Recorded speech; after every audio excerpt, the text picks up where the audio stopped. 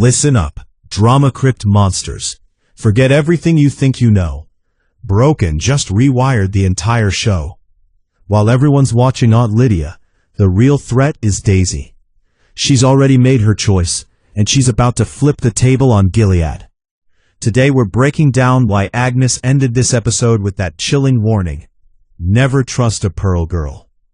We're diving deep into the crime Daisy is quietly prepping inside that dentist's office. This isn't just an escape plan anymore, it's a setup for a massacre. Could Daisy be the one to dismantle Gilead from the inside before Agnes even reaches the altar? Strap in, because it's about to get a lot darker. Let's get into it. This episode opened with one of the most brilliantly symbolic scenes the show has ever given us, and it perfectly summarizes what life looks like for women inside Gilead. We see Agnes at her engagement celebration with Commander Weston, who is, by the way, the head of the Eyes and the most powerful match she could possibly be given, and she is tasked with breaking a plate and then gluing it back together. This ritual is not just tradition, it is a message. It is Gilead telling her that she is entering this marriage as a completely shattered woman, already broken before the vows are even spoken. And the bitter irony running through every frame of this scene is that this entire society dedicates itself to breaking women down, yet it has absolutely no interest in truly putting them back together. Agnes is performing pure agony in real time, standing there forcing herself to congratulate Garth on his engagement to Becca, while everything inside her is screaming that she should be the one standing beside him. We are watching a volcano of suppressed emotion, and the pressure building underneath the surface of this episode is the kind that does not release quietly. It explodes, and when it does, it will blow up in Gilead's face. Now we get to the part that is going to make your blood boil.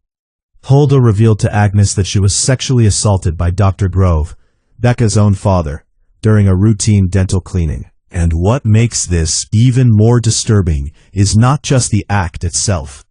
It is the level of brainwashing that led Hulda to blame herself entirely. To look Agnes in the eye and say, "I tempted him. It is my fault." Agnes, who was herself a survivor of the exact same abuse at the hands of the exact same man, encouraged Hulda to report what happened to Aunt Vidala. But the outcome was devastating. Vidala convinced the girl that she had imagined the whole thing, and she shielded Dr. Grove completely without a second of hesitation. But here is where you need to pay very close attention, because when Aunt Lydia found out, she did not give a direct response. Instead, she said something quietly terrifying. "The wicked and enemies of the Lord will perish. Like smoke they will drift away." Lydia is building a trap, but she is not the one who will spring it with her own hands. She is waiting for the spark that will set Grove on fire, and that spark has a name. That spark is Daisy.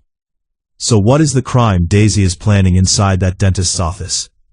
My theory is that Daisy is going to use an upcoming dental appointment as her opportunity to go after Grove directly, and not gently. And that is exactly what Agnes is terrified of. We are not watching a simple escape plan unfold. We are watching a massacre being quietly assembled, piece by piece. At the end of the episode, Agnes confessed everything to Daisy, every detail of what Dr. Grove did to her. And Daisy, who is already an undercover member of Mayday operating inside Gilead's walls, responded with complete clarity and zero hesitation. "It is not your fault." Daisy does not believe in Gilead's rules. She does not believe in their slow, scripture-wrapped version of divine justice. Daisy believes in the kind of justice you take with your own two hands. And that is exactly why Agnes closed the episode with a line that broke the internet. "Never trust a fucking Pearl girl." Why is Agnes afraid of Daisy, even after Daisy was the one who comforted her? Because Agnes knows. She knows that Daisy is impulsive, that she is capable of doing something catastrophic inside that dental office, something that could blow their entire secret operation wide open and put every single one of them in danger. Daisy right now is not just representing resistance. She is representing raw, unfiltered revenge, the kind that doesn't stop to calculate consequences before it acts. In one of the most disturbing scenes of the entire episode, the girls are forced to sit through what Gilead calls a copulation class. Aunt Vidala stood at the front of the room, pointed at a crude chalk drawing of a uterus, and told these young women that their only purpose in life is to follow their husband's instructions and carry children, without providing a single piece of real medical information. Just obedience, just submission. But out in the hallway, something far more important was happening between Daisy and Shunammite. Daisy had just discovered she had gotten her period, and for anyone connected to Mayday running an undercover mission inside Gilead, that is a disaster. Because in Gilead's logic, that means she is now eligible for marriage. The shock of the scene came when Shunammite walked in on Daisy, desperately trying to hide her clothes. And instead of immediately running to report her, Shunammite broke down completely. She confessed that her brother had already been taken years ago, and she cannot afford to also be labeled barren on top of everything else her family has already lost. In that moment, Daisy did something bold. She sat down with Shunammite and told her the truth about what sex actually is, far away from every myth and fantasy Gilead has fed them. And for the very first time, we saw a genuine human connection forming between these two girls. The kind of bond that could completely shift Shunammite's loyalty in the episodes ahead. Now let us come back to Agnes, who is still struggling to process the reality that she is going to marry Commander Weston. Because Aunt Lydia in this episode was not giving advice. She was playing chess. When Agnes reported what Dr. Grove had done, Lydia responded with something incredibly calculated. When you are married to a powerful commander, you will have the standing to make things like this better. Lydia is planting a very specific idea inside Agnes's mind, that marrying the head of the eyes is not a prison sentence. It is a weapon. A weapon Agnes can eventually use to settle every score with everyone who has ever hurt her. Lydia knows Grove's end is approaching, but she wants Agnes, or Daisy, to be the ones who take the first step. Because if Gilead crumbles as a result of what its own girls do, it cannot be traced back to her. Lydia wants the house to burn down from the inside, and she wants it lit by the hands of the daughters Gilead thought it had already broken. There is one small but deeply unsettling detail that surfaced in this episode. When Daisy asked about Talia, the Pearl girl who was taken away by the eyes, the answer she received was simply, "She is not coming back." This tells us something critical about Commander Weston, the man who is now Agnes's fiancé. He is not soft. He is not safe.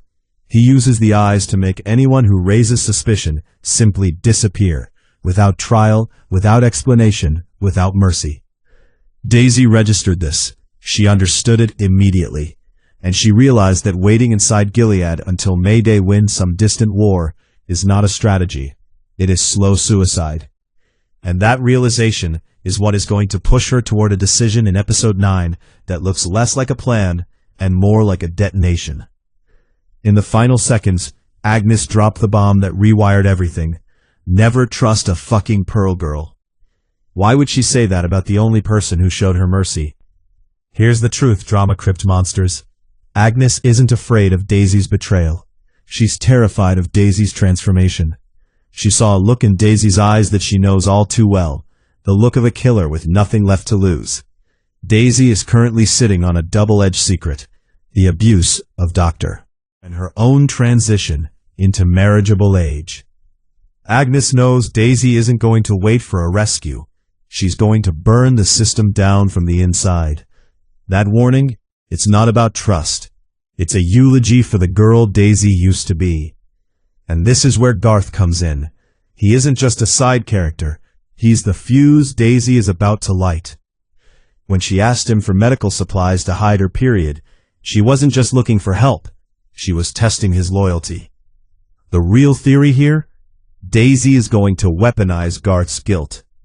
He's already torn over his father's death and his secret service to Mayday. Daisy will likely push him to smuggle something far more lethal than pads into that dental office. Garth is a man fighting an internal war, and Dr. Grove represents the rot that destroyed his family. In Episode 9, expect Garth to stop playing safe and start playing dangerous. DramaCrypt monsters. Broken glued the shattered plate back together, but the cracks are going to show forever. Gilead thought it was breaking these girls. What it actually did was build something it has never faced before. It built monsters of its own making, and those monsters are about to burn the house down with everyone still inside it. Drop it in the comments right now. What do you think Daisy is going to do when she gets inside Dr. Grove's office? Does she go in cold and calculated, or does she walk in and let pure rage take over? The best theory in the comments is coming with me into the next video. Do not forget to like and subscribe so we can uncover together what is waiting for us in the final 2 episodes of Season 1. This has been DramaCrypt. We see what they are trying to hide. Peace.